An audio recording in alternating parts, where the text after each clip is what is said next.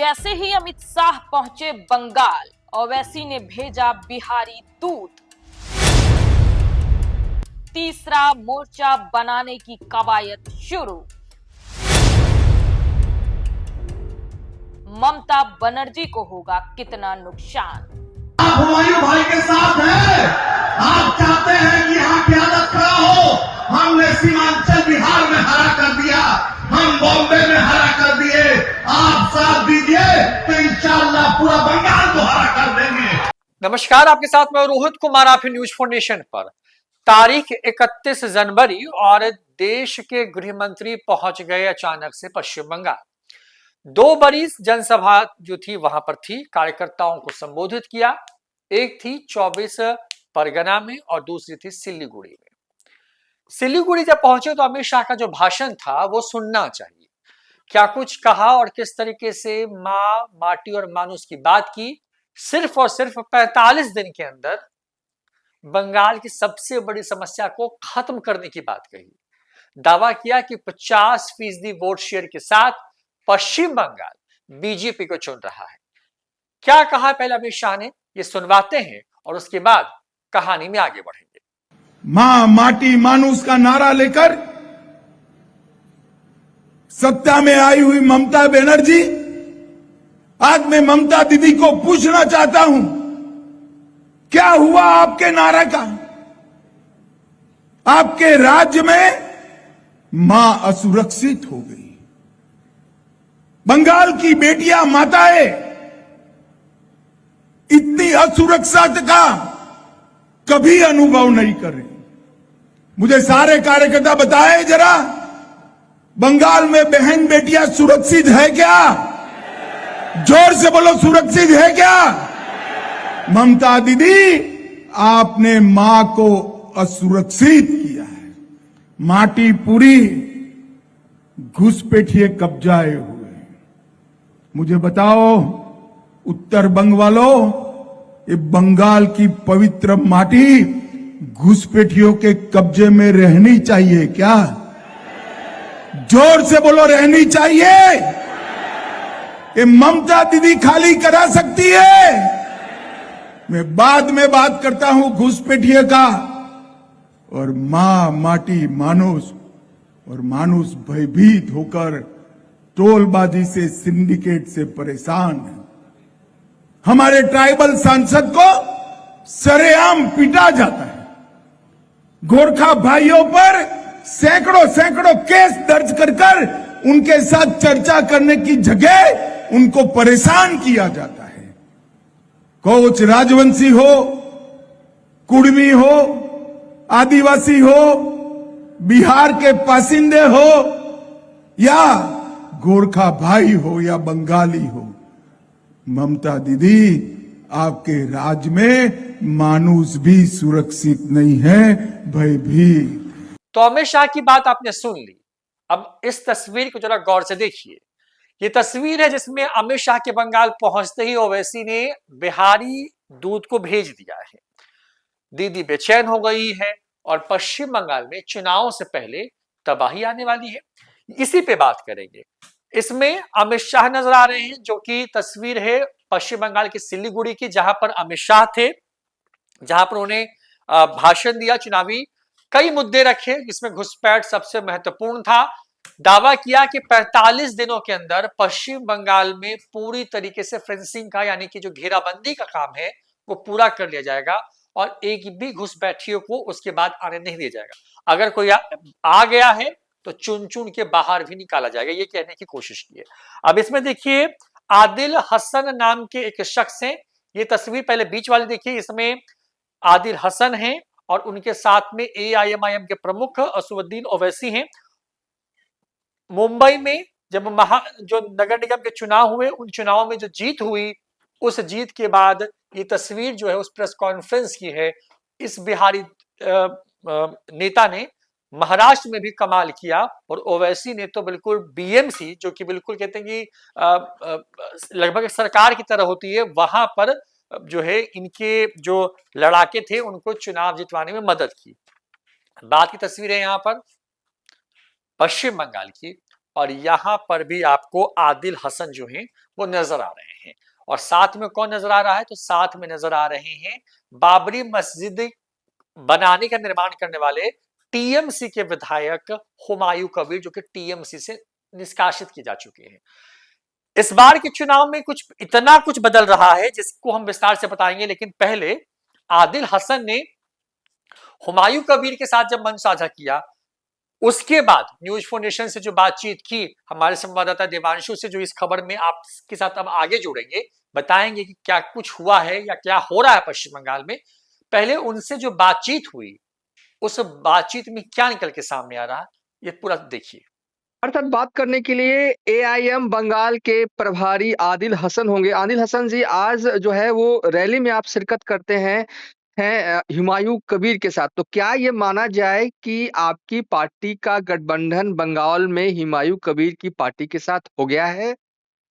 नहीं, ऐसा कुछ नहीं। हुमायूं कबीर साहब ने दावत दी थी, बैरिस्टर असदुद्दीन ओवैसी साहब के आदेश पर हम आए थे और दावत दिया था। वो चाहते हैं कि एक फ्रंट बने जो बीजेपी हारे, और हम भी चाहते हैं कि बीजेपी बंगाल में हारे, क्योंकि ममता सरकार में जो नॉर्थ बंगाल है और खासकर मुसलमानों का जो इलाका है, दलितों का जो इलाका है, उस इलाके के साथ ट्राइबल कम्युनिटी यहाँ बहुत, उस इलाके के साथ बहुत बड़ी नाइंसाफी हुई है। तो हम चाहते हैं कि सबको इंसाफ मिले। ममता जी सिर्फ अपने भतीजे को बचाने के चक्कर में नहीं रहे, वो हर तबके की बात करे। वो चीफ मिनिस्टर है। नॉर्थ बंगाल में एक भी आप देखिएगा यूनिवर्सिटी नहीं है, नॉर्थ बंगाल में ट्रॉमा सेंटर नहीं है, एम्स की मांग बहुत दिनों से कर रहे हैं लोग, पानी में आर्सेनिक है, यहाँ बीड़ी वर्कर है उनको ठीक से वेज नहीं मिलता है, चाय पत्ती वर्कर है उनको नहीं मिलता है।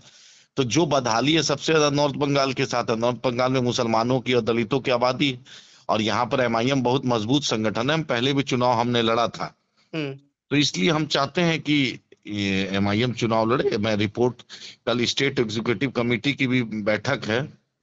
आप बीजेपी के भी खिलाफ हैं, आप ममता बनर्जी के भी खिलाफ जो है वो बोल रहे हैं, तो ऐसे में आपको नहीं लगता कि बड़ा ये मुफीद होगा कि आपका गठबंधन जो है हुमायूं कबीर की पार्टी के साथ हो जाए? नहीं, ऐसा नहीं है। हम लोग चाहते हैं एक थर्ड फ्रंट बने, उसमें सब लोग आए। अच्छा, उसमें हुमायूं कबीर भी रहें और एक और वहाँ की रीजनल एक पार्टी है वो भी सब साथ हो जाए। सब मिलकर आए, सब मिलकर आए। हमारा किसी से, हम बीजेपी के खिलाफ हैं और रहेंगे इंशाअल्लाह ताला। इसमें कोई दो अंदेश नहीं है। हमारे साथ नाइंसाफी होगी, हम आवाज उठाएंगे, ये क्लियर स्टैंड है। और एमआईएम लगातार, पिछला इलेक्शन में भी हम संगठन में काम किए थे, उससे पहले भी किए थे। आज बैरिस्टर असदुद्दीन ओवैसी साहब की चाहत पूरे बंगाल में बड़े नौजवानों में खासकर है, उलेमाओं में है, और लोग में है, महिलाओं में है। हम जिस तरीके से सीमांचल बिहार जीते, महाराष्ट्र जीते, इंशाल्लाह उम्मीद है कि बंगाल में भी एमआईएम का खाता खुलेगा। बहुत बहुत शुक्रिया आदिल भाई। शुक्रिया सर, थैंक यू। तो ये बातचीत है आपको आदिल हसन की, जो कि हुमायूं कबीर के साथ पश्चिम बंगाल में मंच पर थे, गरजते दहाड़ते नजर आए। और उसी के बाद हमने ये बात कहना शुरू कर दिया है कि पश्चिम बंगाल में जो है ममता बनर्जी बेचैन हो गई हैं, और वहां पर क्या कोई बड़ी तबाही आने वाली है। करीब करीब 70 दिन के आसपास का वक्त है चुनाव होने में। वहां पे देवांशु जुड़ रहे हैं हमारे साथ में। हाँ। देवांशु, इस बिहारी दूत को या इस बिहारी लड़के को या लड़ाके को या नेता को बंगाल में भेज करके हो क्या रहा है? मतलब कौन सी खिचड़ी पक गई है जिस खिचड़ी के बस पकने की खबर से दीदी बेचैन हो गई हैं? हाँ। और अमित शाह कह रहे हैं कि वह 50% वोट शेयर के साथ जो है वो सरकार बनाएंगे। जैसे कि हमने फोन पे पूछा रोहित कि क्या गठबंधन हो गया। ठीक है, कोई नेता बाइट के जरिए ये नहीं कहता है कि गठबंधन हो गया। जब भी गठबंधन होगा, असदुद्दीन ओवैसी और बड़े लोग मतलब बड़ा प्रेस कॉन्फ्रेंस, बड़े होटल में प्रेस कॉन्फ्रेंस सब होता है। भले ही वो कह रहे हैं कि नहीं हुआ, लेकिन ये कह रहे हैं कि वो थर्ड फ्रंट बनाना चाहते हैं। जो भी चाहते हो, एक रैली कर लिए आप चुनाव से पहले, 70 दिन पहले। ये इशारा है आदिल हसन का कि वो समझिए कि अब वो ओवैसी साहब और जो हुमायूं कबीर है मिलकर ही जो है वो बंगाल में चुनाव लड़ेंगे।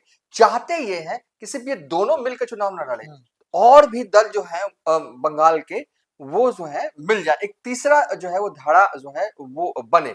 तो ये कोशिश होगी। अब जैसा कि आपने सवाल किया कि बिहारी दूत भेजा ओवैसी साहब ने, देखिए अचानक एकाएक जो है ओवैसी साहब जो है आदिल हसन को जो है वो बंगाल प्रभारी बनाते हैं, और जैसे ही बंगाल प्रभारी बनने के होता है ना 2-3 दिन के बाद पहुंचना, तुरंत पहुंच जाना, मतलब कि आदिल हसन जो है वो इन दिनों असदुद्दीन ओवैसी के करीबी नेताओं में से, और सबसे बड़ी बात कि भरोसेमंद नेताओं में से एक होते जा रहे हैं। देखिए ये जो फोटो हम आपको दिखा रहे हैं, जब महाराष्ट्र नगर पालिका के चुनाव के नतीजे आए, करीब 125 सीट जो है AIMIM ने जीती, महाराष्ट्र में पूरी जीती। हाँ, उसके बाद जो है वो प्रेस कॉन्फ्रेंस करते हैं असदुद्दीन ओवैसी, और बगल में कौन है उनकी पार्टी में, तो आदिल हसन। तो और ये इस बार चुनाव भी लड़े थे, बलरामपुर विधानसभा सीट बिहार से महज 350 वोट से जो है इनकी जो है वो हार जो है वो हुई थी। रोहित, सबसे पहले 2 मिनट इस बात की कमेंट्री हम करेंगे कि ओवैसी जो है वो लगातार इनका जो पांव है, इनका जो है ना पूरे मतलब कि नक्शे पर, भारत के नक्शे पर प्रसरता जा रहा है। इनकी पार्टी का फैलाव जो है वो बढ़ता ही जा रहा है। देखिए झारखंड में बीते ही अब हफ्ते की बात है, पाकुड़ के पूर्व विधायक ने इनकी पार्टी ज्वाइन की है। कभी वो JMM से विधायक हुआ करते थे साल 2009 में, पिछले हफ्ते ज्वाइन किए। कहा जा रहा है कि असम में भी जो है इनकी जो है वो गठबंधन को लेकर बातचीत हो रही है। बंगाल में तो Humayun Kabir all set done ही है, बस तारीख मंच पे जब आ गया तो लगभग लग ही रहा है। हाँ, और यूपी में क्या चल रहा है, तो यूपी में भी जो है समाजवादी पार्टी के एक नेता ने खुले तौर पर बयान के जरिए कहा कि वो चाहते हैं, पार्टी चाहती है कि असदुद्दीन ओवैसी के साथ जो है वो गठबंधन हो। तो यानी कि ओवैसी इस तरीके का फैक्टर बिहार में हमने क्या देखा, हमने तो ये देखा, देखिए कई जगह जब से बाबरी बंगाल में बाबरी वाला जो मुद्दा आया उसके बाद से ये कहा जा रहा था कि बंगाल में क्या होगा नहीं होगा, टूटेगा, कितना टूटेगा, नहीं टूटेगा, लेकिन जो बिहार में तो टूटा है रोहित। बिहार में मुसलमानों ने महागठबंधन का साथ छोड़ा, इससे इनकार नहीं किया जा सकता। तत्काल जो हमारे पास जो डाटा है, तत्काल जो हमारे पास एग्जाम्पल देने के लिए, हम बहुत पुराने वाला एग्जाम्पल लेते ही नहीं है, बस तत्काल 2025 की तो बात है, 2025 नवंबर की तो बात है, बिहार के मुसलमानों ने ओवैसी का साथ दिया, मैंने एक विकल्प ढूंढ लिया है। हाँ, और एक चीज और हमें लगता है, हो सकता है गलत हो तो ऑडियंस कमेंट भी कर सकती है, जो मुसलमान ओवैसी को वोट नहीं देते हैं लेकिन उन्हें ओवैसी को पसंद जरूर करते हैं, वोट देना ना देना एक अलग बात है, लेकिन ओवैसी खिलाफ नहीं है। हाँ, ओवैसी को पसंद जरूर करते हैं। कुछ लोग कहते हैं बीजेपी की बी टीम, सी टीम, वो अलग मसला। लेकिन अब देखिए आने वाले वक्त में यूपी में भी ये हालात हो गए हैं कि अखिलेश यादव को रखना पड़ेगा। मतलब कि बीते दिनों सांसदों की मीटिंग हुई थी, उस मीटिंग में ये बात उठ गई कि अगर हम चाहते हैं कि योगी को हटाना तो हमें AIMIM के साथ जो है यूपी में गठबंधन करना, क्योंकि कहीं ना कहीं अब मुसलमान जो है वो AIM की तरफ जा रहे हैं, मतलब अपनी पार्टी मान ली एक तरीके से मुसलमानों ने। कहने वाले कह रहे हैं, पहले भी कहते रहे हैं, आगे भी कहते रहेंगे कि बीजेपी की बी टीम है ओवैसी। लेकिन ये जो सिनेरियो जो लग रहा है ना कि अब ऐसा हो, एक ट्रेंड थोड़ा चेंज होता जा रहा है कि मुसलमान जो है अब AIM को वोट करने लगे हैं। और नहीं तो महाराष्ट्र नगर पालिका में 125 सीट, मतलब ये कोई ऐसा नहीं है ना, मतलब कि एक तुक्का कहीं लड़ जाता। जब 2020 में बिहार में AIM को 5 सीटें आई तो सबको यही लगा तुक्का लड़ गया, लेकिन 2025 में तुक्का नहीं ना लड़ा। और ये मतलब कि 5 तब जब उनकी पार्टी तोड़ दी गई, जब मतलब वो मतलब चुनाव के पहले आए, कैंप किया, और सिर्फ जीते जितना वो फैक्टर नहीं है, हराया कितने पर ये इंपॉर्टेंट था। हाँ, इनके लिए। हाँ, तो ये बिल्कुल। और जैसे कि तुक्का हर जगह हर बार नहीं लगता, महाराष्ट्र में 125 सीट मतलब काउंसिलर पोस्ट पे जीत के आ रहे हैं, तो तुक्का नहीं लड़ रहा है। यानी कि ये ट्रेंड दिख रहा है। जब हम 2020-25 के इलेक्शन बिहार वाले नतीजों को देखते हैं, महाराष्ट्र के नगर पालिका के नतीजों को देखते हैं, ठीक है वो विधानसभा का चुनाव नहीं था, नगर पालिका का भी था, लेकिन वहां पर वोट तो पतंग छाप को गया ना, और भरोसा कायम हुआ, मतलब हाँ, ओवैसी के प्रति। तो ये ट्रेंड बदल रहा है। देखिए अभी कोई खुलकर ये नहीं बता सकता, कोई नहीं बता सकता कि बंगाल में क्या होना। देखिए बंगाल में 2011 सेंसस के हिसाब से 26% मुसलमान है, लेकिन आबादी बढ़ी है तो मोटे तौर पर कहा जाता है कि 30% है, कुछ लोग इसको 35 मान। एग्जैक्ट आंकड़ा तो बिहार वाला बंगाल में है नहीं, वहां की सीएम ने तो सर्वे हुआ नहीं है। तो अब अगर मोटे तौर पर ये 30 के लमसम मानते हैं ज्यादातर लोग, 30% मुसलमान क्या करेंगे। ये पूरा चंक जो है ना ममता बनर्जी का है। ममता बनर्जी 30% से शुरू ही होती हैं, ये ताकत है उनकी। अब इसमें कितनी सेंधमारी जो है हुमायूं कबीर लगा पाएंगे, यही सवाल है कई दिनों से, जब से बाबरी मस्जिद वाला जो आया ना, इसका जवाब जो है ना अब थोड़ा थोड़ा मिलने लगा है रोहित, हमको ये लग रहा है इसलिए मिलने लगा है। बिहार 2025 के जो नतीजे बता रहे हैं कि बिहार के मुसलमान जो हैं, आप कहते रहिए बी टीम है, बी टीम है, सी टीम है, कहते रहिए, लेकिन मुसलमान जो हैं अब उनका झुकाव ओवैसी को पसंद करने लगे हैं। ये बिहार में दिखा, ये महाराष्ट्र में दिखा। तो अब ये कहना कि मतलब कि बहुत मुश्किल है, ज्यादा नहीं तोड़ पाएंगे, मतलब कि मुर्शिदाबाद वाले हुमायूं कबीर, ये मतलब कि हमको तो लग रहा है कि अभी गलत होगा, क्योंकि ये जो आदिल हसन जो है, अब तो ये मानिए कि एआईएम का जो है वो इनकी पार्टी, वो हुमायूं कबीर की पार्टी के साथ गठबंधन जो है और हो गया है। मैं थोड़ा सा और बताता हूँ देवांशु, हाँ, कैसे गठबंधन हो गया है और इसकी पुष्टता हालांकि हुई नहीं पुष्टि, लेकिन हाँ। पुष्टि कैसे हो रही है। हुमायूं कबीर की पार्टी है JUP जनता उन्नयन पार्टी, उटी पार्टी, याद आ ठीक है, गया। ठीक है, याद आ गया। उसी गमछे में यहाँ पर ओवैसी की तस्वीर और यहाँ पर जो है मतलब उनका जो चुनाव चिन्ह हाँ, है, हाँ, पता नहीं। हाँ, यहाँ ये है। तो अब आप देखिए, आप कल्पना करिए कि मतलब हाँ। ऐसे थोड़ी कुछ बन जाता है। हाँ, ना। यहाँ पे आपने लिखा हुआ है गठबंधन नहीं होगा, रैली में JUP जाएंगे। और हाँ। यहाँ पर ओवैसी और पतंग छाप भी पहले से है।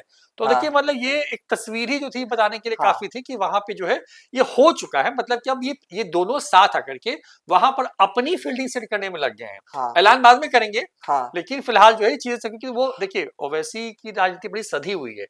बिहार में चुनाव लड़ने वाले ही वो तय था, पिछले बारी बंगाल चुनाव उन्होंने लड़ा, ये भी तय था उनके लिए, लेकिन उन्होंने ये तय नहीं किया या इसका ऐलान नहीं था कि कितनी सीटों पर चुनाव लड़ेंगे। हाँ। इस बार भी वही ट्रेंड है वहां पर, क्योंकि देखिए अभी सबकी नजरें जो है, मेरी समझ से देवांशु, नजरें जो टिकी हुई है वो बांग्लादेश के आम चुनाव पर है, जो कि फरवरी में होनी है। यानी कि 12 फरवरी को जब वहां पे चुनाव हो जाएंगे, उसके जब चुनावी नतीजे आ जाएंगे, तो वहां पर जो सरकार बनी है उसके बाद जो स्थिति पश्चिम बंगाल का बिल्कुल बॉर्डर जहां शेयर होता है बांग्लादेश का, वहां पे जो स्थिति होगी उसका रिफ्लेक्शन जो है यहाँ पर होगा। और ओवैसी ना प्रो इंडियन मुस्लिम नेता के तौर पर पहचान रखते हैं। हाँ। पाकिस्तान पे जितनी धुलाई ओवैसी ने की होगी, मतलब कि मुस्लिम नेता के तौर पर, मुझे लगता है कि भारत में शायद कोई नेता नहीं होगा कभी कभी गाय बगाए एआईएम के नेताओं को कोई कह देता था आप चले जाइए पाकिस्तान, अब कोई कह दे, क्योंकि वो मैं वही कह रहा हूं कि तो उन्होंने अपनी एक इमेज बिल्ड की है कि हम भाई भारतीय मुसलमान हैं, हम यहाँ के हैं और हम यहाँ की बात करते हैं। तो वहां पर जो होगा पश्चिम बंगाल के चुनाव से पहले बांग्लादेश में, उसका रिफ्लेक्शन होगा। तो इसलिए अभी फिलहाल ये लोग अपने संगठन को मजबूत करने में, अपनी सीटों को तय करने में इस पे फोकस शायद कर रहे हैं। तो अब तक जो हमने बताया, जो हम इतना इलाबोरेट कर रहे थे, हमारा कहने का तात्पर्य है कि जो लोग ये सोच रहे हैं ना कि 30% मुस्लिम है, हुमायूं को भी ज्यादा नहीं तोड़ पाएंगे, एकदम नहीं। मुझे लगता है कि ये तोड़ेंगे। जो ट्रेंड एक बार बन रहा है ना, लोगों का मन मिजाज बन रहा है, अच्छा खासा वोट हमें लगता है कि टूट सकता है। 30 में कितना होगा ये हम नहीं जानते, जनता जनार्दन तय करेगी।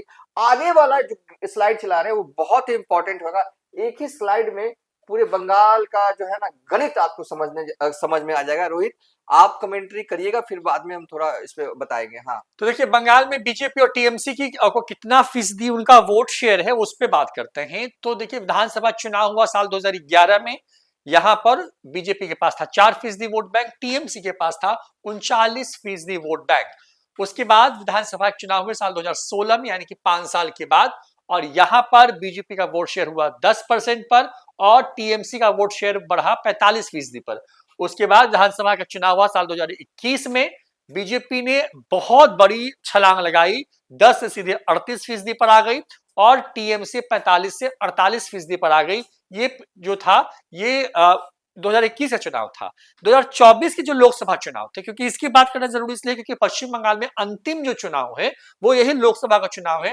हालांकि बीजेपी के जो सांसदों की संख्या थी वो पश्चिम बंगाल में कम हो गई, लेकिन अभी 12 है, 12 हाँ, लेकिन उसमें वोट शेयर बढ़ा बीजेपी का। इंपॉर्टेंट ये है कि वहां पर वोट शेयर बढ़ा तो जो है ममता बनर्जी 48 से घट करके 46 पर आ गए, यानी कि 2% का नुकसान हुआ, और बीजेपी को 1% वोट शेयर का जो है गेन हुआ और 38 से 39% पर आती है। मतलब कि अगर बीजेपी के बस टैली को देखें, यहाँ पर विधानसभा चुनाव 2011 से लोकसभा चुनाव 2024 के कुल 4 चुनावों की अगर बात करें, जिसमें लोकसभा की दो चुनावों को हमने छोड़ दिया है, तो बीजेपी 4 से 39 लगभग 40% वोट शेयर के साथ वहां पर है, और टीएमसी जो है वहां पर जो है 39%, जो बीजेपी का फिलहाल अभी का वोट शेयर है वो 11 में उसके पास था, और वहां से 46% पर ये आई है। यानी कि टीएमसी ने गेन किया है सिर्फ और सिर्फ 7% वोट हाँ। शेयर, और बीजेपी ने गेन कर लिया यहाँ पर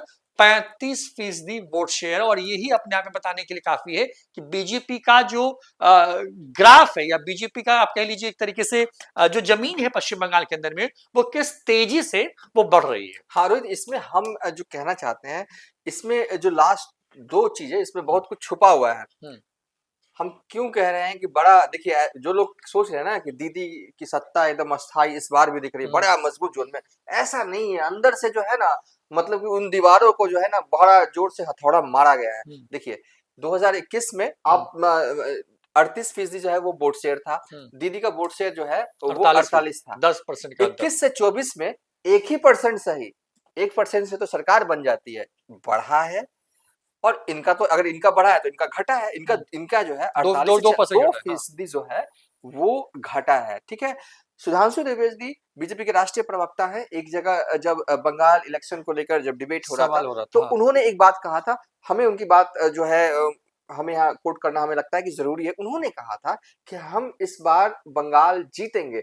तो फिर पूछा गया उनसे कैसे जीतेगा, जब लेटेस्ट इलेक्शन बंगाल में है उसके हिसाब से भी 7% का डिफरेंस जो है, 7% प्लस में जो है ममता बनर्जी के पास अभी भी वोट है। तो 7% मतलब ये कोई ऐसा नहीं है ना कि 7% तोड़ना मतलब आपके फेवर में है ना, ये मतलब समझिए कि बहुत बड़ा टर्न अप है।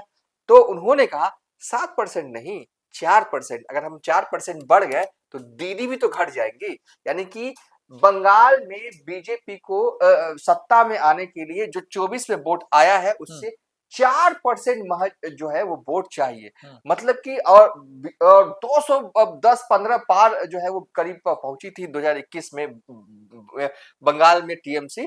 तो सुधांशु त्रिवेदी के मुताबिक बीजेपी को 4% चाहिए, और जो चीज हो रहा है 30%, जहां से ममता बनर्जी की सबसे बड़ी ताकत 30% मुसलमान है। हमें लगता है कि जो ट्रेंड जो दिख रहा है ना, वो कितना फॉलो अप होगा, लेकिन हाँ होगा तो जरूर। हुमायूं कबीर इम्पैक्ट करेंगे तो करेंगे, एकदम बिल्कुल करेंगे, और वहां करेंगे जहां से बीजेपी के पास आज भी कोई स्कोप नहीं है कि वो सीट कोई भी तिकड़म लगा ले। जिन सीट पर बीजेपी बंगाल में जीत नहीं सकती, वहां उस सीट पर जो है वो हुमायूं कबीर और एआईएम वाले जो है मिलकर खेला करेंगे। तो नुकसान दीदी को होगा। अभी कितना नुकसान होगा, जैसे कि हमने, देखिए एक और है ना, एक फोटो दिखा देते, देखिए ये आदिल साहब की आज की तस्वीर है। मतलब कि देखिए स्टेट एग्जीक्यूटिव मीटिंग, मतलब कि अब बंगाल में एआईएम वाले मीटिंग भी कर रहे हैं। और ये कल की तस्वीरें हैं जब रैली की तस्वीर हुमायूं कबीर के साथ जो है वो देख रहे हैं। तो कुल मिला के है कि एआईएम जो है असदुद्दीन ओवैसी जो है वो एक्टिव हो गए हैं, बंगाल को लेकर सीरियस हो गए हैं। बिहार से ताल्लुक रखने वाले आदिल हसन को जो है उन्होंने बंगाल जो है वो भेज दिया है, बिहार बंगाल प्रभारी बनाकर, और कह दिया है एकदम आप एकदम क्लियर कट, क्योंकि देखिए असदुद्दीन ओवैसी ग्राउंड पर जो नेता फीडबैक देते हैं उसी को नेता मानते हैं, वही। और ये पूरा जिम्मा जो है वो बिहारी के हाथ में दिया है असदुद्दीन ओवैसी ने बंगाल का।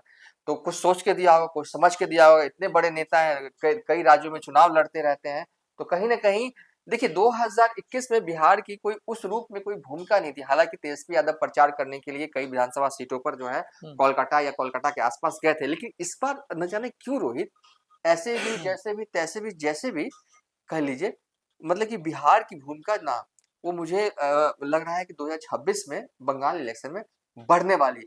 कितना बढ़ेगी ये मैं नहीं कहूंगा, ये मैं अभी नहीं कह सकता, लेकिन ऐसा लग रहा है कि बढ़ने वाली है। तो जो हमने जो शुरुआत में जो लिखा रोहित, अमित शाह ने बंगाल पहुंचते ही ओवैसी ने भेजा बिहारी दूत, आदिल हसन को भेजा, पूरा फीडबैक तैयार कर रहे हैं कितने सीटों पर ओवैसी चुनाव लड़ेंगे।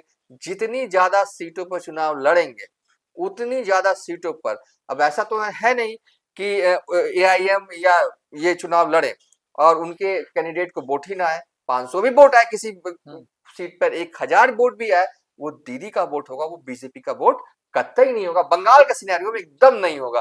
तो ऐसे में नुकसान होगा, और बीजेपी भी इस बात को, बीजेपी वाले भी इस बात की उम्मीद लगा रखे हैं कि इन दोनों का गठबंधन हो और अच्छा खासा वोट जो है वो तोड़े। मतलब इसके सहारे बीजेपी भी है। और दूसरा जो बीजेपी की स्ट्रेटेजी एकदम सीधा है कि जो हिंदी पट्टी हिंदी भाषी लोग हैं उनको जो है वो अपने खेमे में पूरी तरीके से किया जाए। और तीसरा है कि बंगाल का जो भद्र लोग है उसे एकदम तोड़ा जाए।